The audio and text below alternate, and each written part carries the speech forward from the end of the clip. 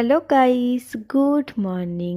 আজ আবার একটা নতুন ব্লগ তোমাদের সাথে শেয়ার করব। চান টান করে ছাদে চলে এসেছি, আর দেখতে দেখতে আজ 5 দিন হয়ে গেল বাপের বাড়ি এসেছি। তো এখানে এসে দিনগুলো কিভাবে কেটে গেল বুঝতেই পারলাম না, সময় যেন বড্ড তাড়াতাড়ি চলে গেল। আজ হলো শুক্রবার, আর হাতে আর আছে একটা দিন, তারপর পরশুদিন আবার ফিরে যেতে হবে। তো অনেক দিন ধরেই ভাবছিলাম শ্যাম্পু করব, কিন্তু করা হচ্ছিল না। ফাইনালি আজ শ্যাম্পুটা করে নিয়েছি। আর আজকে ছাদে রোদের সাথে দিচ্ছিল দারুণ সুন্দর হাওয়া, তাই চুলটাও খুব তাড়াতাড়ি শুকিয়ে গেছে। তোমাদের তো আগেও অনেকগুলো ফুলের গাছ দেখিয়েছি, তো চলো আজকে একটা নতুন ফুলের গাছ দেখাই। আমি যেদিন এসেছিলাম সেদিন কিন্তু এই ফুলটা ফোটেনি, তো আজকে হঠাৎ করে দেখছি এই ইয়েলো কালারের ফুলটা, দেখতে কিন্তু দারুণ সুন্দর।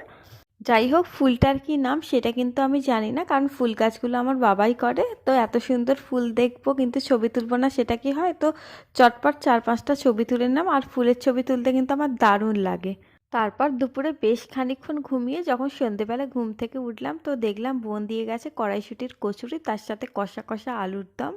কচুরি খাওয়া শেষ হতে না হতেই বর আবার সুইগি থেকে অর্ডার করে দিয়েছিল, তো অর্ডারটা আনতে গেছিলাম, তো দেখলাম এর মধ্যে ছিল মশলা কুলচা, যেটা খেতে দারুণ টেস্টি ছিল।